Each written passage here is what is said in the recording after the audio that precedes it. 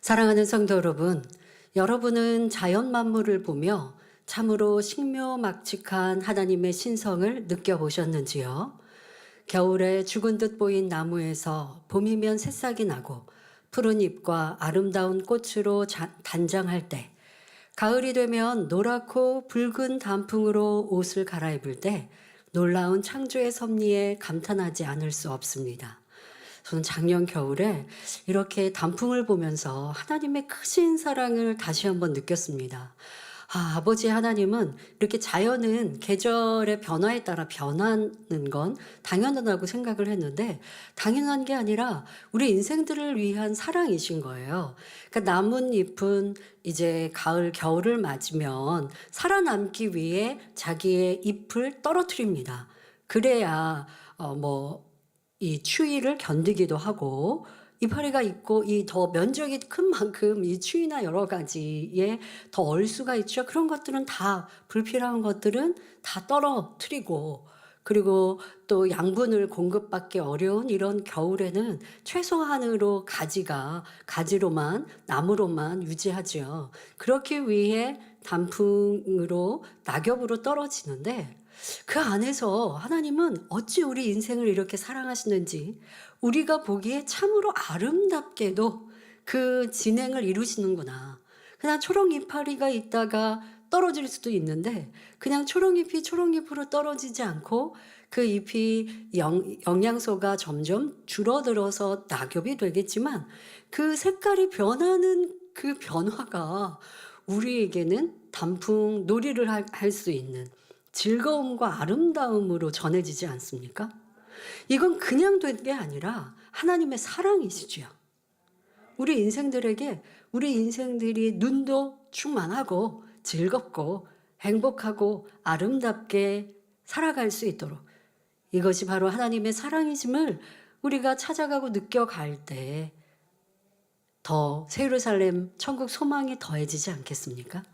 변하는 이 세상의 변화 속에도 하나님은 이런 사랑을 담아 놓으셨는데, 천국은 어떠할까라고 생각해 보면 더 천국 소망이 가득합니다. 또 우리 인간을 향하신 하나님의 극진하신 사랑을 느낄 수 있지요. 그런데 엘리후는 이런 하나님의 신성을 들어 욥을 질타하고 있습니다. 꼭 나뭇가지가 단풍으로 바뀌는 이 상황만이 아니라 모든 것, 우리 지금까지 창조주 하나님이라는 소제목으로 세 편을 지나갔습니다마는, 이러한 말씀들 속에 우리는 하나님의 사랑이다, 은총이다라고 생각할 수 있는 것을 엘리후는 그렇지 않고 있죠. 그리고 왜 이런 하나님의 능력을 가지고 욥을 지적하는 데 사용하고 있습니까? 또 하나님의 위험 앞에 두려움을 느끼고 있는 엘리후를 보면서 얼마나 안타까운지요. 그런데 내 안에 죄악이 많으면 번개, 천둥 속에서도 두려움을 느낀다고요. 어두움 속에서는 당연히 귀신이 있진 않을까? 뭐가 나를 이렇게 괴롭히게 하진 않을까? 해롭게 하진 않을까라는 막연한 두려움이 있는 이유는 바로 하나님의 사랑을 내 안에 채우지 않았기 때문이다. 여러분 말씀드렸습니다. 이 캄캄함도 두려움으로 느낄 이유가 없는 것이죠. 도리어 홀로 가는 밤길에서도 어떤 두려움의 생각이 오면 물리치고 주님이 나와 함께 하시니까 하고 흥얼흥얼 찬양을 하면 평안함이 임하는 것. 이게 바로 하나님의 사람의 특권 아니겠습니까?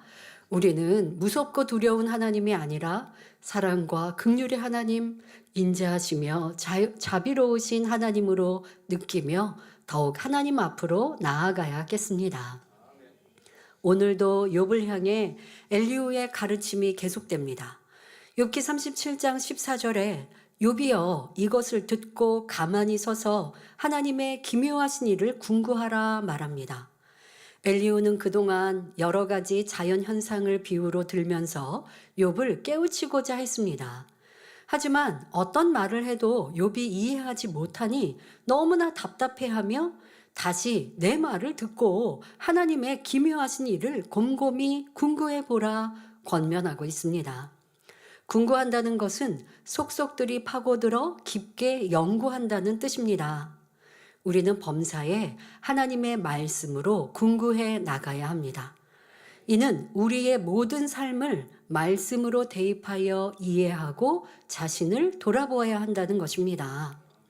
가정에서 부부간이나 부모 자녀 간에도, 일터에서 상사와 부하 직원 간에도, 교회 안에서도 하나님의 말씀으로 궁구할 때 해답을 찾을 수 있습니다.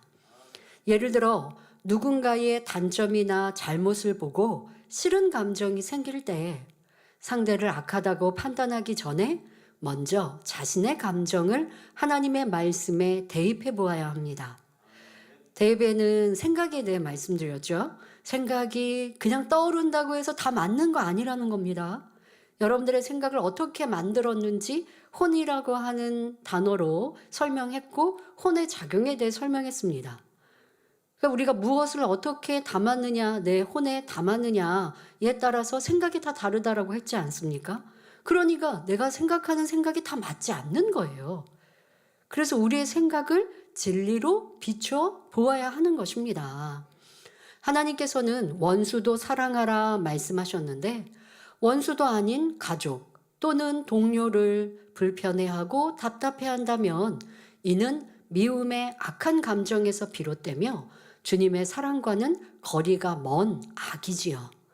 이런 감정에서 돌이키지 않으면 미움이 되고 판단 정죄로 이어지며 곧 수군거림과 다툼으로 발전하게 됩니다. 이는 판단하지 말라, 다투지 말라, 시기하지 말라, 악은 모양이라도 버리라, 겸손하고 온유하라, 낮아지고 섬기라, 먼저 내 눈 속에 들보를 빼어라 하신 하나님의 말씀에 대입해보면 전부 진리에 위배되는 감정과 행동이지요. 결국 미움이라는 감정은 하나님의 수많은 말씀을 거스르는 악의 뿌리임을 알 수 있습니다. 세상에서는 미움이 발전하여 폭력, 살인이라는 최악의 상황까지 발생하기도 합니다. 미움이라는 감정 하나로 그치는 것이 아니라 너무나 많은 악과 불의가 파생되어 나오는 것이지요. 이처럼 사람의 감정과 생각을 하나님의 말씀에 비추어 보면 마치 어두운 공간에 전등을 켜면 사물이 뚜렷하게 드러나듯이 악의 모양들이 발견됩니다.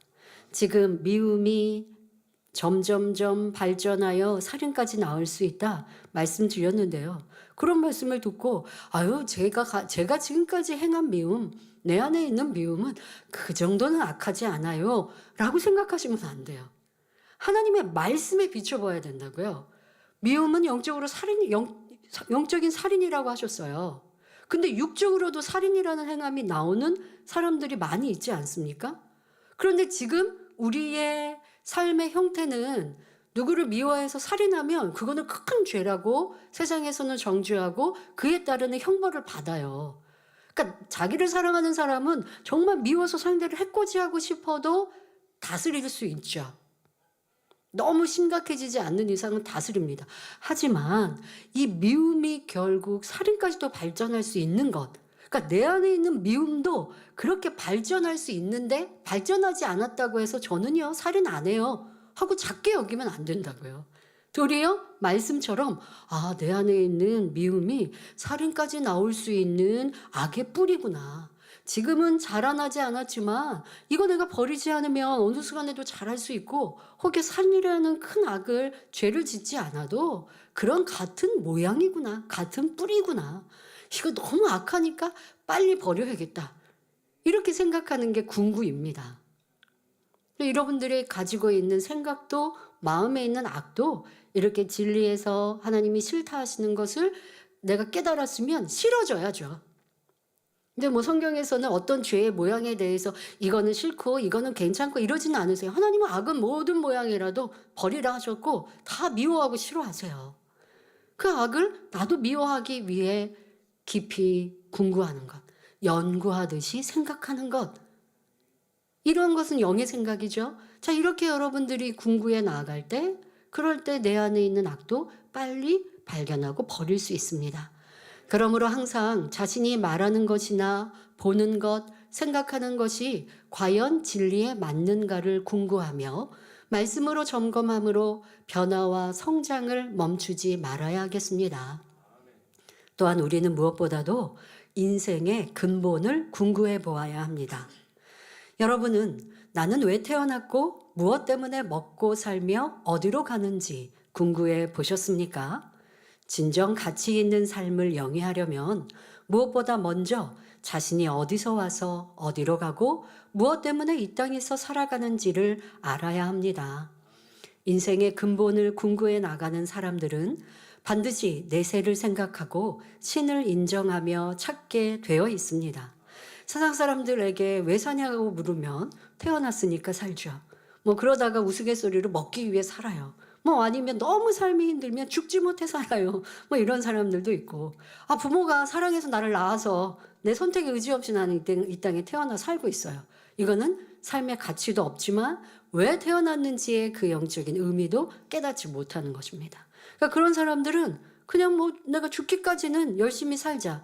예전에 있는 사람들, 옛날 사람들은 그래도 열심히 살자. 가족을 위해 살자. 또 아니면 말 그대로 먹고 살기 위해 힘써 일하자 였는데 요즘은 그냥 내가 죽기까지는 뭐 사는데 즐기면서 살자. 뭘 그렇게 힘쓰고 애써서 돈을 많이 벌 필요도 없고 그냥 오늘 하루 내가 그냥 즐겁게 무언가가 나에게 즐거움을 주면 그것으로 되었다. 이 삶의 형태가 점점 달라지고요. 삶의 가치관이 점점 달라지죠. 그러나 진정한 가치는 내가 어디서 왔고 왜 이 땅에 태어났고 무엇을 위해 살다가 어디로 가는지를 아는 것, 그리고 그것을 향해 가는 것이 참된 가치입니다. 전도서 3장 11절 말씀대로 하나님께서 사람에게 영원을 사모하는 마음을 주셨습니다. 그래서 복음이 전파되지 않은 옛날에도 선한 사람들은 천지 만물만 보고도 신의 존재를 믿으며 양심을 좇아 의롭게 살기 위해 힘썼습니다. 이런 사람들을 위해 하나님께서는 양심 심판을 예비해 주셨지요. 이들이 율법을 알았다면 율법을 지켰을 것이고 복음을 들었다면 주님을 영접했을 것이기에 하나님께서는 이들의 양심을 기준으로 심판하여 구원하시는 것입니다. 그러니 시대를 막론하고 근본 이치를 깊이 궁구해가는 사람은 결국은 생명을 찾아 영생을 향해 달려갈 수 있습니다. 저와 여러분은 창조주 하나님께로부터 와서 장차 하나님께로 돌아가야 할 존재임을 깨달았을 뿐 아니라 영원한 천국 새 예루살렘에 소망을 두고 살아가고 있으니 얼마나 복된 삶인지요. 왜 태어나셨습니까? 하나님이 나를 창조하셨기에. 그럼 하나님이 나를 왜 만드셨을까요? 이 땅의 인생을 만드셔서 그렇게 고생스럽게 왜 하실까요? 아니요. 이 땅에 고생스러움도 있으나 하나님을 믿고 또한 하나님의 뜻대로 살아감으로 영원한 삶 속에서 천국의 참 사랑과 행복을 누리라고 이 땅에 우리를 지으시고 이 땅에 살게 하셨다는 것. 이것의 가치를 둔다면 여러분들이 어찌 살아야 할까 답이 나올 것입니다. 이러한 축복을 주심에 항상 감사하며 하나님의 자녀로서 우주 만물을 보고도 하나님의 뜻을 궁구해 볼 수 있는 지혜로운 성도님들이 되시기를 바랍니다. 이어지는 본문을 보면 엘리후는 욥에게 질문을 합니다. 욥기 37장 15절에 하나님이 어떻게 이런 것들에게 명령하셔서 그 구름의 번개빛으로 번쩍번쩍하게 하시는지 내가 아느냐? 질문합니다. 이는 하나님께서 번개빛으로 번쩍이게 하시는 이유를 엘리후 자신은 궁구해 보아서 안다는 의미입니다. 나는 아는데 너는 아느냐? 하는 것이죠. 성도 여러분, 지금까지 엘리후가 했던 말을 살펴보면 과연 그의 궁구함이 옳았습니까? 영적으로 옳지 않은 부분이 많이 있었지요.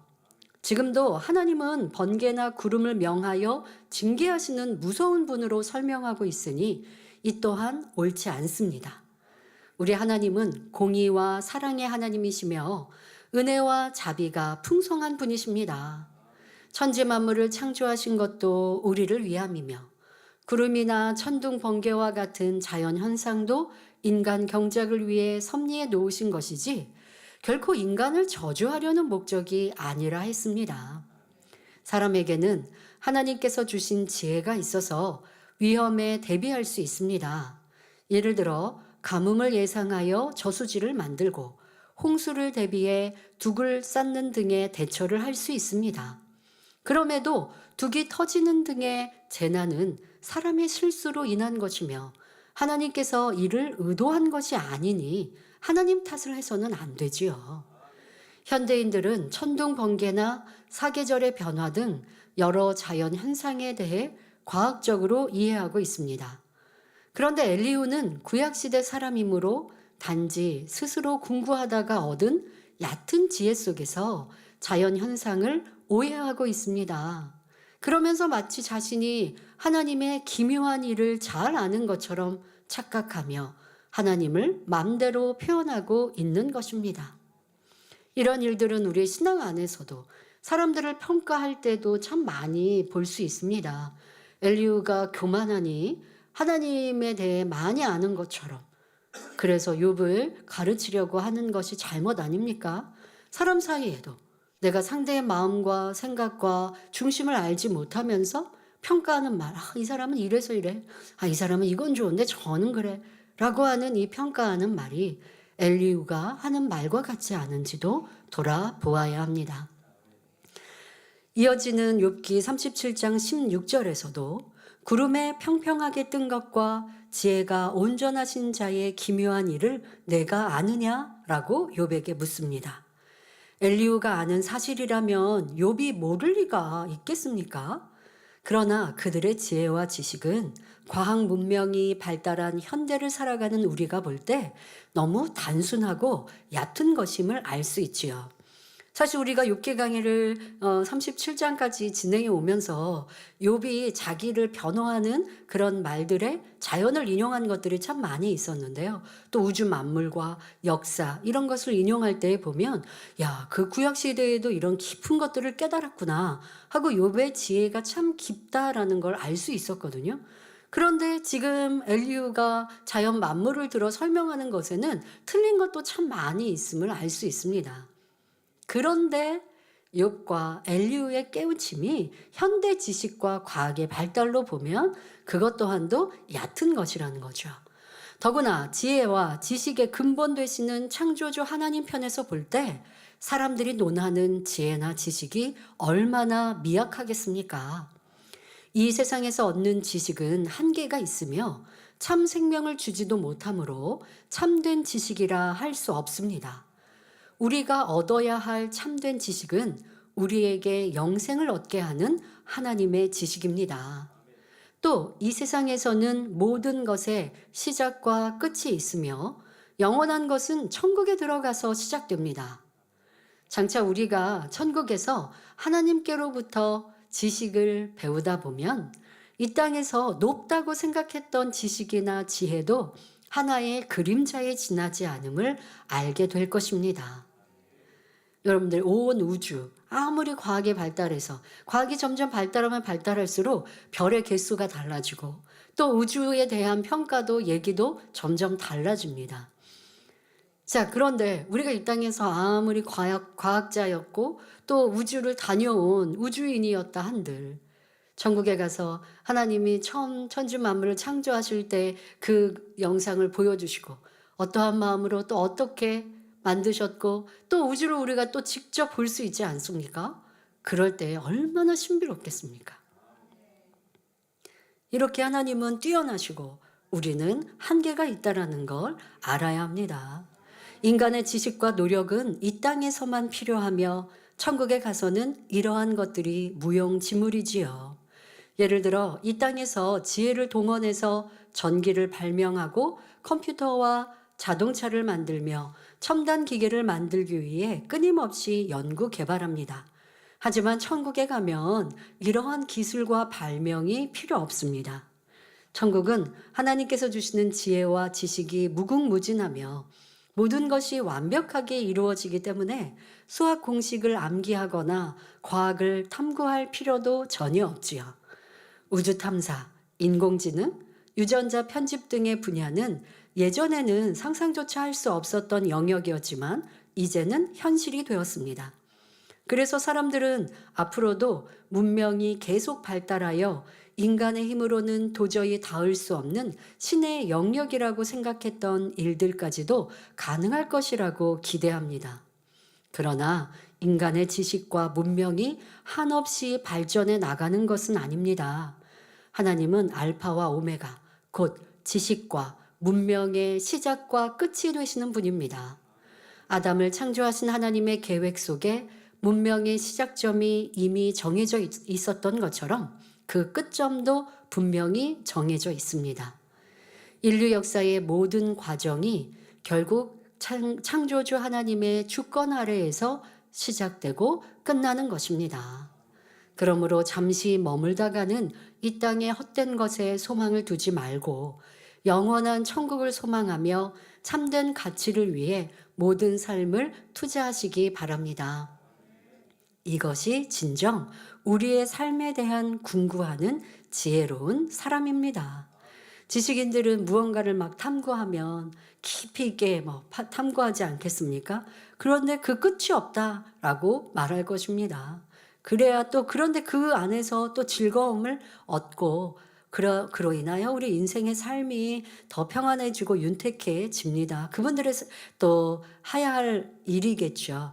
그런데 그런 과학자나 탐구하는 사람이 아니라면 여러분들의 궁구하는 것은 내 영혼을 위해 또 우리의 또 생각, 혼에 대해 알고 또 내 마음에 대해 깊이 궁구하면서 진리의 사람이 되어져 가는 것이 각자 지혜로운 사람들이지요. 또 세상에 어떤 자기의 학문을 탐구하든 과학자로서 그 속에서 내가 수고하고 공부를 하든 하나님이 주신 지혜를 받으면 세상의 수고보다 더 뛰어난 지혜와 지식을 얻을 수 있는 것이고요. 그러니 지식도 지혜도 하나님께로부터 비롯되었음을 알아 또 하나님을 더 알고자 찾는 우리 모두가 되면 좋겠습니다. 엘리후는 지혜로운 척하며 욥에게 하나님의 기묘하신 일을 궁구해 보라고 하면서 연속적인 질문을 던지고 있습니다.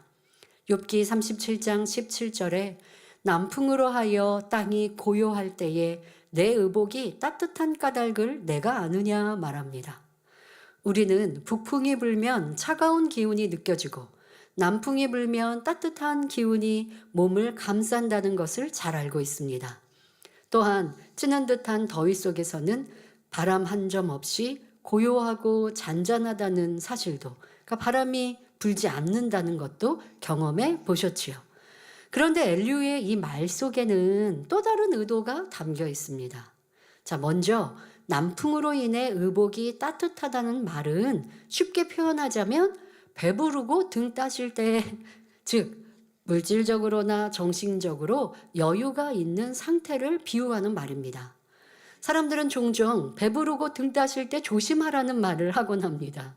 즉 안정되고 여유로운 상황에 있을 때, 모든 것이 잘 풀리고 있을 때 더욱 조심해야 한다는 경고의 말이지요. 사람이 건강하다가 질병으로 죽음의 문턱에 다다르면 이렇게 독백하곤 합니다. 예전엔 내가 건강의 소중함을 몰랐었지. 아프다는 것이 이렇게 고통스러운지 미처 알지 못했다 생각합니다. 또 부유했던 사람이 가난해지면 예전에는 가난한 사람들의 마음을 너무 몰랐었구나. 가난의 고통을 알았더라면 내가 부유할 때 구제하며 살았을 텐데 라고 후회하는 경우도 있습니다. 엘리후가 욥을 볼 때도 지나온 삶을 후회할 수밖에 없는 처지이므로 자연 현상을 비우들어서 욥을 비웃고 있는 것입니다. 즉 욥이여, 당신이 전에 평안을 누리며 부유할 때는 누가 당신에게 그런 행복을 가져다 주었는지 생각해 보았습니까? 당신이 시를 읽고 성문에 앉아 많은 사람을 가르치며 사람들의 존경을 받을 때 가난하고 고달픈 사람을 염려해 봤습니까? 당신이 그렇게 누리던 권세와 명예를 누가 가져다 주었는지 궁금해 보았습니까? 그때는 당신에게 축복을 주신 하나님을 망각하고 살다가 이제 모든 것을 잃고 나니 하나님을 원망하고 있군요. 라는 뜻으로 욥을 지적하는 것입니다. 그러나 욥은 결코 그런 사람이 아니라는 사실을 우리는 잘 알고 있죠. 엘리후는 감정에 치우쳐서 하나님께서 욥을 이렇게 치셨을 때는 분명히 욥이 나쁜 사람이기 때문이야 라고 이미 단정을 내렸기 때문에 비웃음 가운데 판단 정죄가 계속되고 있는 것입니다. 욥의 친구들도 그렇고 엘리후도 그렇고 지금 같은 문제가 무엇이냐? 욥이 잘했던 것도 잘못됐다고 말하고 있어요. 잘했는데 분명 욥은 가난한 사람을 돌봐주었고 과부를 살피었고 지식이 없는 사람을 도와 내 지식으로 그를 평안케 해주었던 좋은 일을 참으로 많이 했는데 그런 일이 없이 여겨지고 또 그런 일마저도 너를 드러내려고 하는 사심에서 그랬지 하고 친구들도 잘했던 일들을 다 나빴다라고 재평가하고 있는데요. 이는 시기 질투에서 나온 말이요 생각입니다. 사람에게는 잘못한 게 있을 때 잘한 것도 있을 수 있어요. 그러면 여러분들이 누군가를 위해주거나 그를 권면할 때도 잘한 걸 칭찬해주고 그런데 이거는 잘못했어. 이건 고치면 좋겠어. 부모님이 자녀에게 이렇게 교훈하는 것이 자녀들을 또 잘 깨우침을 줄 수 있고 사랑을 주는 것이다라고 진리 안에 배우셨잖아요. 아무리 상대에게 100%다 잘못만 있을까요? 그런데 잘했던 것마저도 엘리후와 친구들은 잘못됐다라고 얘기하고 있으니 이것은 뭐라고요? 점점 감정이 격해져서 상대하고 나하고 계속 이 감정 싸움을 하다 보니까 이러한 모습으로 바뀌게 된 것입니다. 이어지는 본문을 보면 욥기 37장 18절에 내가 능히 그와 함께하여 부은 거울 같은 견고한 궁창을 팔 수 있느냐 말합니다. 여기서 부은 거울이란 청동 거울을 말합니다. 요즘에는 유리로 거울을 만드니까 이렇게 깨끗하게 잘 보이는 거울, 그리고 그 유리가 쉽게 우리의 삶에 보편화되어져서 거울 하면 굉장히 저렴하게 구입할 수 있습니다. 그런데 옛날에는 이 거울이 흔하지 않았습니다. 거울을 만드는 형태가 어떤 때는요 돌을 갈아서 거울처럼, 그러면 이게 잘 보이겠습니까? 잘 보이지 않죠. 근데 지금 말하는 것은 부은 거울은 청동 거울을 말합니다. 옛날에는 청동을 녹여서 거푸집에 붓고, 지금 이게 밖에 있는 이게 거푸집이죠. 이거를 부어서 거울을 만든 다음 정교하게 연마하여 표면을 매끄럽게 다듬었습니다. 지금 화면에 이렇게 이게 다듬는 거예요. 네, 이렇게 다듬는 거 보이시죠? 이렇게 하면 그나마 좀 얼굴이 이제 보이는 것이죠. 자, 그런데 이렇게 그래서 옛날 유물들 중에 저런 거울, 청동 거울이 발견되는 거죠. 네. 그래서 저거는 유리였으면 깨져서 없었을 텐데 청동으로 만들었던 거울이기 때문에 오랜 시간이 지나도 발견되어진 유물들로 지금 손잡이 손거울이라 볼 수 있겠죠. 그런데 저게 청동으로 이렇게 만든 것입니다. 자, 그런데 이렇게 만든 거울은 매우 단단하고 견고합니다. 그러니 여기서는 얼굴을 잘 볼 수 있는 거울의 의미로 표현한 것이 아니라 단단하다는 의미에 초점이 맞춰져 있는 것입니다. 엘리후가 하늘을 보니 마치 당시의 거울을 보는 듯 견고했습니다. 여러분은 하늘이 무너졌다는 말을 들어보신 적이 있나요? 없지요. 하나님께서 얼마나 견고하게 만들어 놓으셨던지 하늘이 무너질 것 같아 두려워하는 사람은 없습니다. 자, 그런데 하늘이 무너질 것 같아 두려워하고 걱정한다면 이게 바로 육신의 생각이요 사단으로 고통을 받고 있는 것이니 꼭 하늘이 아니어도 천장이 무너질 것 같아요 하든가 아니면 참 이 사고에 문제가 생길 때는 내가 길을 가다가 누가 나를 해치면 어떡해요? 별의별 걱정과 근심이 틈타죠. 그런 사람은 정말 집 밖에 나가기도 어렵고, 그래서 막 길거리 가다 보면 막 두려움으로 떠는 경우라든가 막 혼자서 그렇게 자기를 보호하는 큰 소리를 내는 사람들도 가끔 보지 않습니까? 그러니까 이러한 생각을 사단이 주관하기 때문입니다. 엘리후는 하늘의 견고함을 구리 거울에 비유하는 것입니다. 왜 이런 얘기를 욥에게 하는 걸까요? 엘리후나 욥의 친구들은 피조물에 지나지 않는 욥이 감히 하나님 앞에 따지고 있으니 너무나 가소로울 뿐이었습니다. 그러니 엘리후는 욥에게 당신이 언제 하나님과 함께한 적이 있습니까? 당신은 거울같이 견고한 하늘을 창조할 수 있습니까? 하나님과 게임조차도 안 되는 하찮은 존재로서 어찌 감히 하나님께 이러쿵 저러쿵 따집니까? 이렇게 묻는 것입니다. 욥이 부유했을 때는 많은 사람이 존경하고 따랐으며 친구들도 많이 있었습니다. 하지만 욥이 망하고 나니 전에는 따르던 사람들이 이제는 오히려 짓밟고 있습니다. 이것은 무엇을 말해줍니까? 욥이 권세를 누릴 때는 곁에서 얻는 게 많으니 사람들이 함께하며 즐거워했지만 사실 속으로는 욥에 대한 시기 질투가 있었던 것입니다. 그러다가 욥이 망해버리자 그들의 속마음이 드러난 것이지요. 사람의 마음이 이처럼 무섭다는 사실을 알아야 합니다. 이 재단도 참 이런 일들을 많이 만났습니다. 이런 권능이 크고 또 어미한 하나님의 역사가 나타나면 죄에 대해 지적을 하고 권면을 할 때 두려움으로라도 그렇게 순종하는 듯 살고 신앙생활을 했지만 뭔가 연단이 있는 시간들을 보니 말씀도 무시해버리고 그리고 내 마음대로 죄를 짓고 나아가면서 도리어 질타하고 욥의 친구들 엘리후처럼 이렇게 질타하고 잘못되었다 말하고 또 많이 치료받은 일들 이러한 일들도 뭔가 잘못된 것처럼 바꿔 말하는 일. 이 욥기를 보면서 교회의 상황도 다 충분히 여러분 이해가 되지 않으셨습니까? 이게 우리 사람의 마음이라는 것입니다.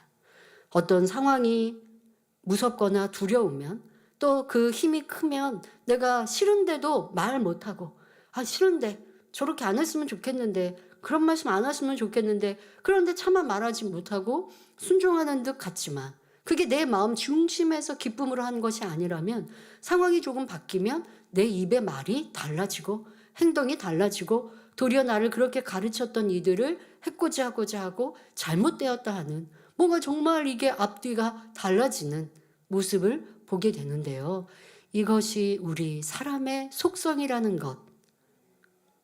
이 욥기뿐 아니라 우리의 삶에 아니 나에게 이러한 변개함은 있지 않은지 점검해 보아야 합니다.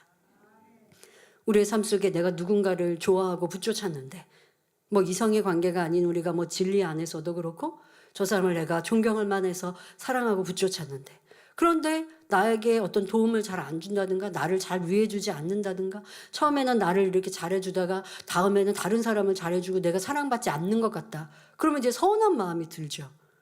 그런 서운한 마음을 가지고 있지만 지금 그 권세 앞에 어쩔 수 없었어요. 그러다가 내가 섬기던 그 사람이 뭔가 권세를 잃었다. 그러면 이제는 말이 달라지죠. 전에 내가 그렇게 붙여친 건 어쩔 수 없었어. 라고 한다든가 아니면 잘했던 것들도 잘못되었다 말하든가.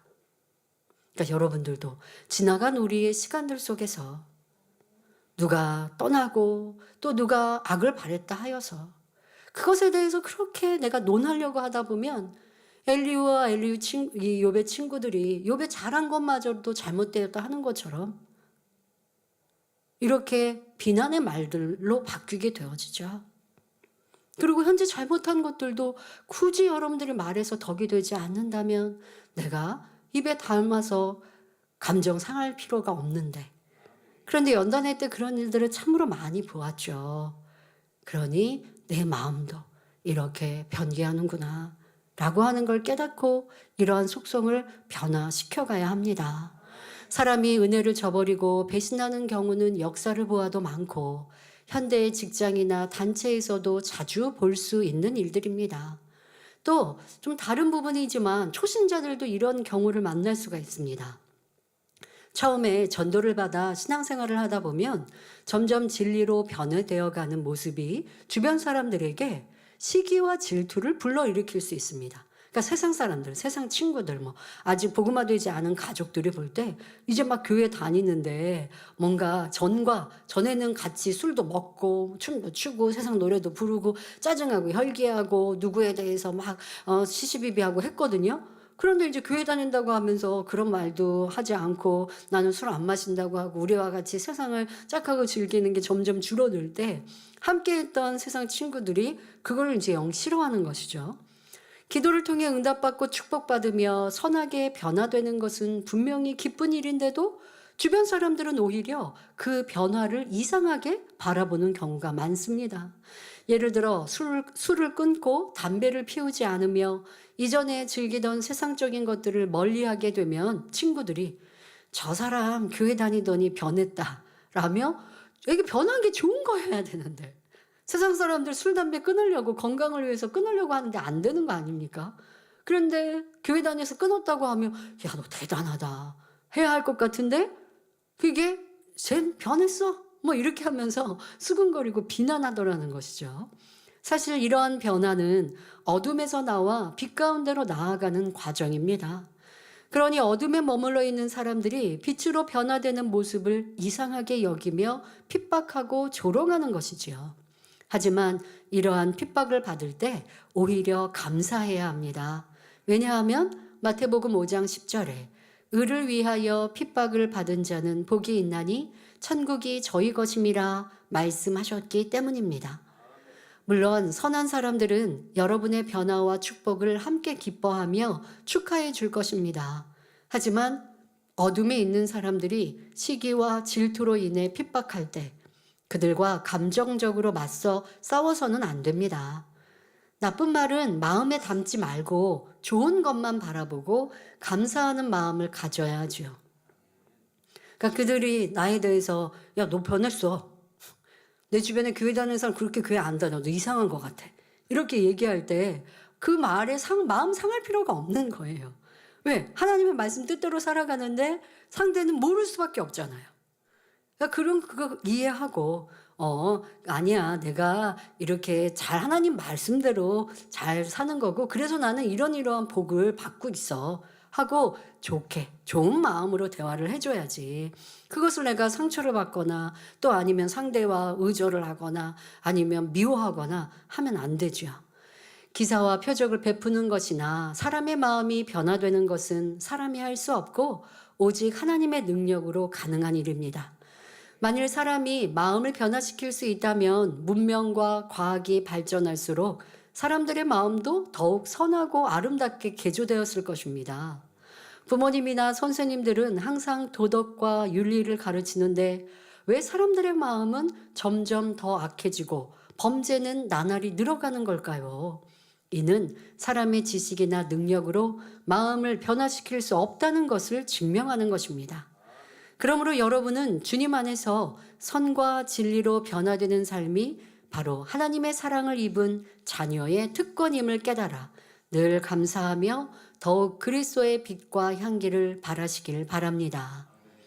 이어지는 본문을 보면 욥기 37장 19절에 우리가 그에게 할 말을 너는 우리에게 가르치라. 우리는 어두워서 진술하지 못하겠노라 말합니다. 즉 우리는 아둔해서 하나님께 무슨 말씀을 드려야 할지 모르겠으니 욥 당신이 우리에게 가르치십시오. 이렇게 말하고 있습니다. 엘리야는 정말 스스로를 미련하게 여겨서 겸손히 욥에게 배우겠다는 말을 하고 있는 것일까요? 여태껏 욥을 지적하며 가르쳐온 사람이 갑자기 이렇게 말하는 것은 겸손이 아니라 비웃음의 말입니다. 비유를 들어 여러분이 잘하고 있는 일에 대해서 조금 이렇게 막히는 문제를 만났습니다. 그래서 어려운 문제 속에 고민을 하고 있는데 나보다 실력이 부족한 사람이 이래라 저래라 말을 하는 겁니다. 그러면 도움이 되겠습니까? 아무런 도움이 안 되지요. 그러니 그때 상대에게 그래? 그럼 네가 해봐 라고 말한다면 이는 그가 문제를 해결할 것을 믿어서가 아니라 상대가 싫고 귀찮아서 더 이상 아무 말 하지 마라 라고 하는 말의 의도인 것이지요. 또 다른 예로 학문이 높은 A라는 사람이 나는 감히 B라는 저분을 논할 수조차 없고 결코 B의 깊이를 따를 수 없다라고 말한다면 이는 B에 대한 존경이 되는 것입니다. 자, 그러면 그런데 A보다 학문이 낮은 사람들, 그럼 A보다 학문이 낮은 사람들은 더더구나 B에 대해 논할 수 없겠죠.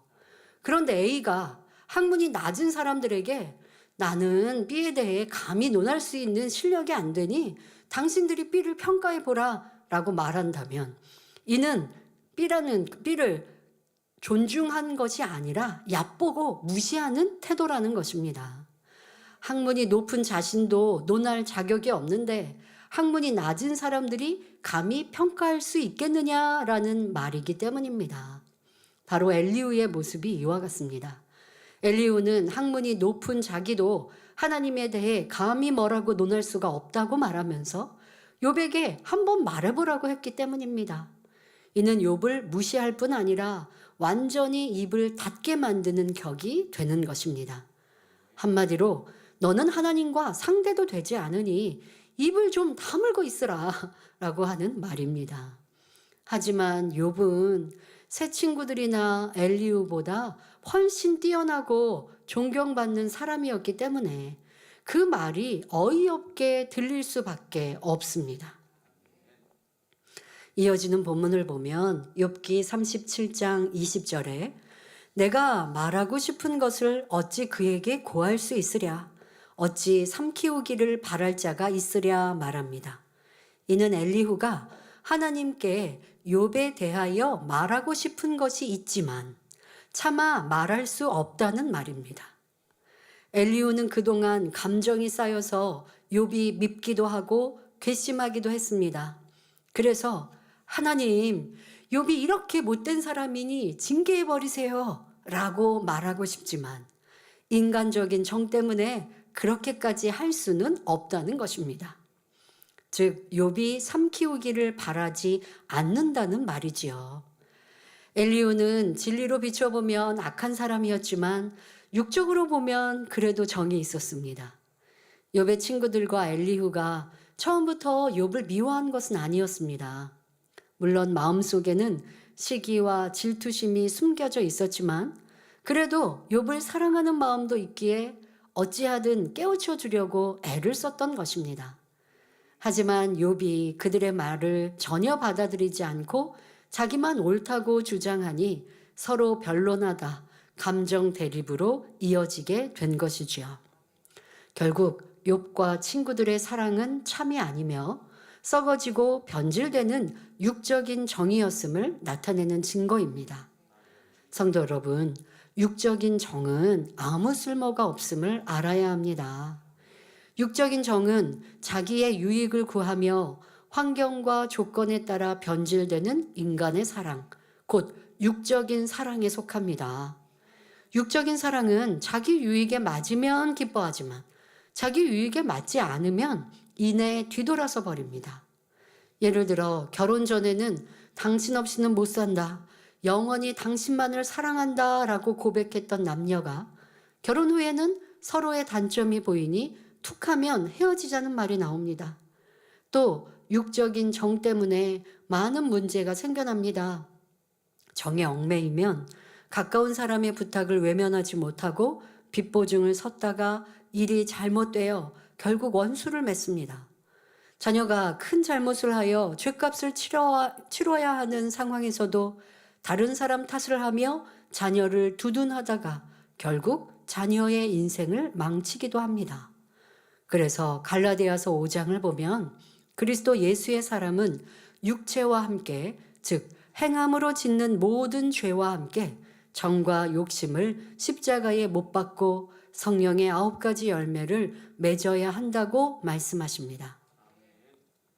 여러분들 육의 정이 있으면 끌려간단 말이에요.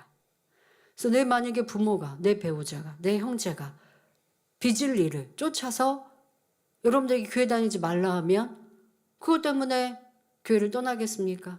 아니면 나랑 같이 다른 교회 다니자라고 한다면 여러분들의 참 생명을 떠날 수 있겠습니까? 그런데 육의 정에 이끌리면 그렇게 되는 것이죠.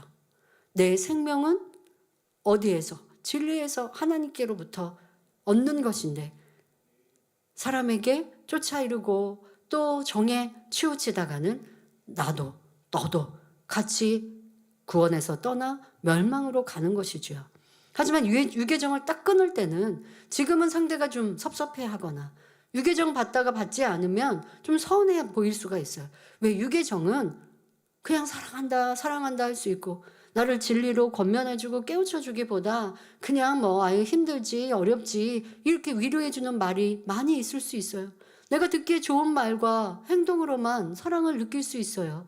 그러나 유계정을 끊으면 내가 듣고 싶은 유계 칭찬보다 더 잘할 수 있도록 올로 목사님은 그러셨거든요. 내가 칭찬을 너희 앞에 많이 하지 않는 건 칭찬으로 인해 혹여 교만해질까 봐. 그래서 칭찬을 잘하지 않는다. 어릴 적에 그런 말씀도 하셨거든요. 그러면 이제 칭찬받으려는 마음을 다스릴 수가 있지요. 칭찬을 안 해주셔도 이게 다 나에게 잘 되라고 하시는 거지? 라고 마음으로 이해하고 그렇게 가니 기대하지 않고 바라지 않고 그러다 보면 점점점 나를 처복종시키고 나를 궁구하여 변화시키는 데 능력을 삼는 것이지 사람에게 의지하고 칭찬의 말에 따르려고 하지 않을 수 있는 것이죠. 이렇게 유계정이 아니라 영적인 사랑으로 가족 관계에서도 그렇다고 해서 칭찬하고 위로하는 말이 유계정에만 속하는 건 아닙니다. 힘도 주고 용기도 주고 함께 손잡고 충만히 달려갈 수 있는 능력이 되니 당연히 사랑 안에 필요하지만 아직 저희가 어렸을 적은 분별하기가 어렵고 한마디의 말로 우쭐해질 수 있기 때문에 그런 때도 있었다는 것이고요.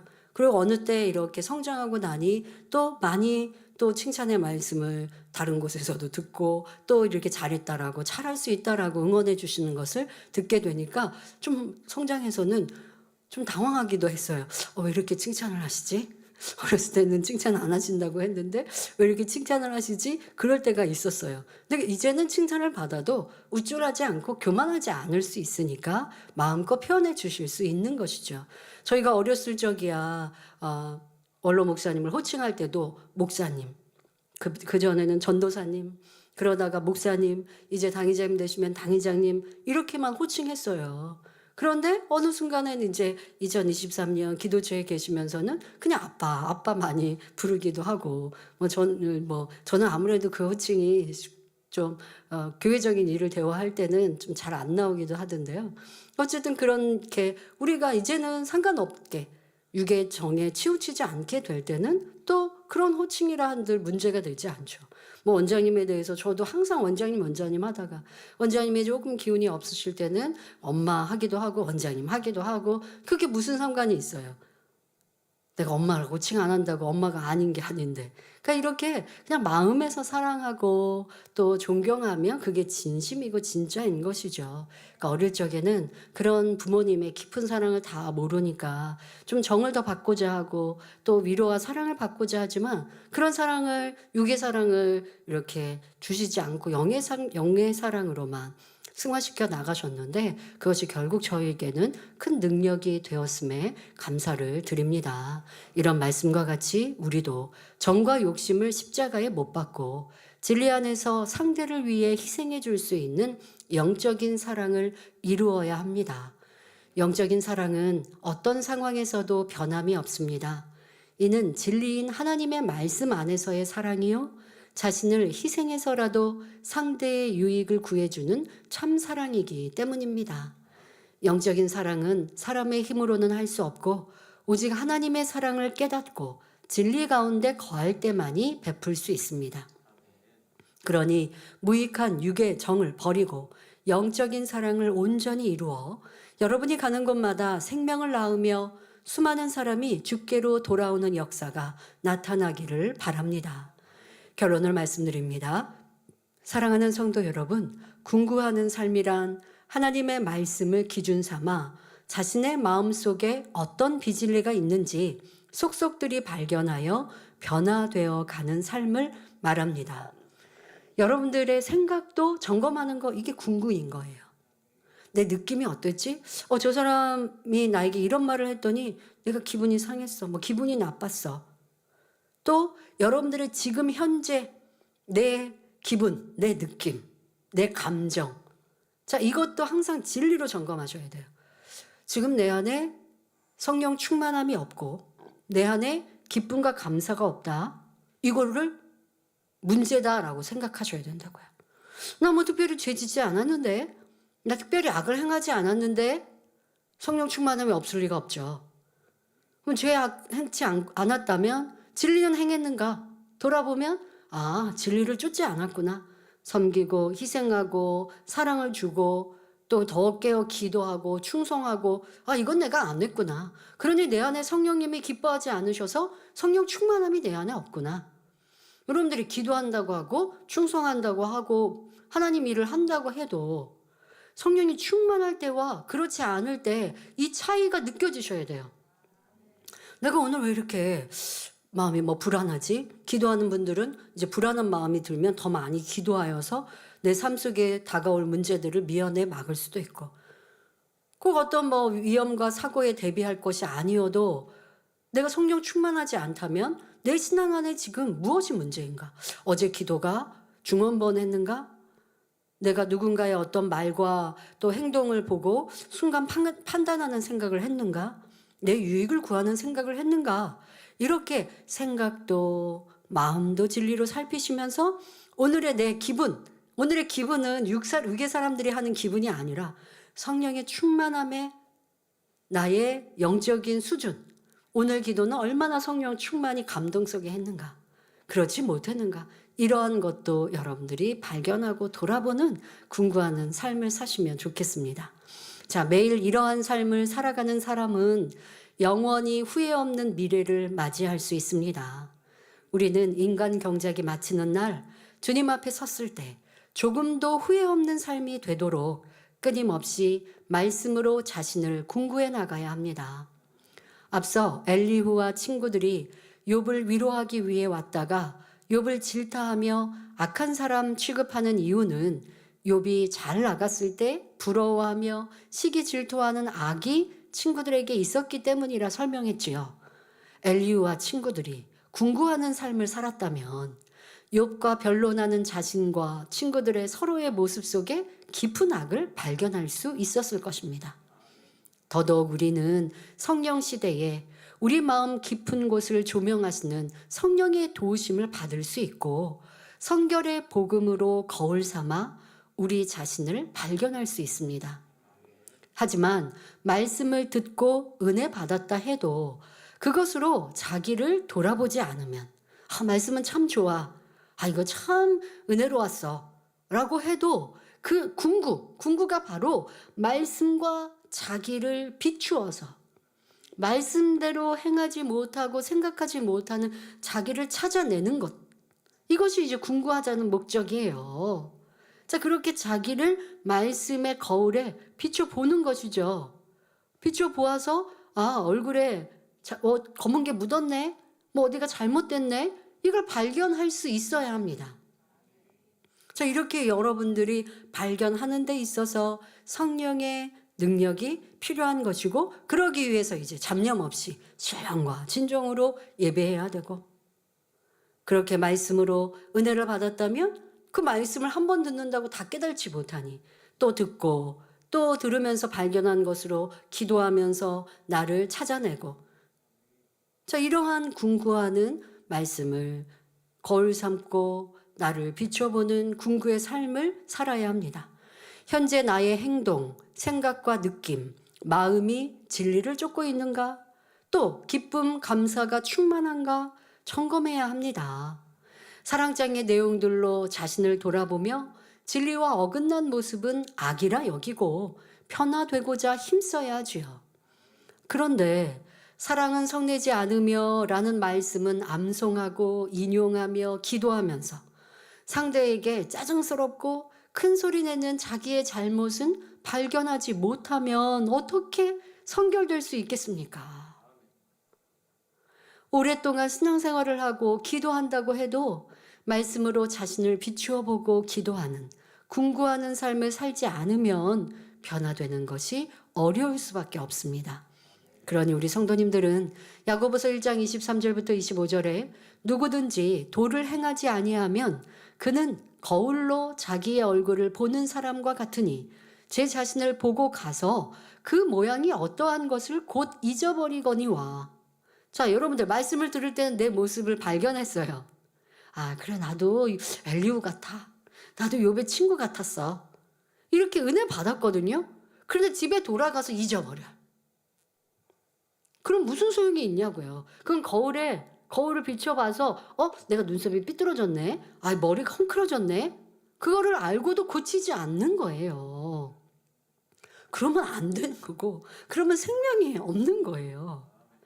깨우쳤으면 그것을 붙들고 기도하고 삶에서도 힘써 또 더 깊이 궁구하면서 버리고자 노력하는 것.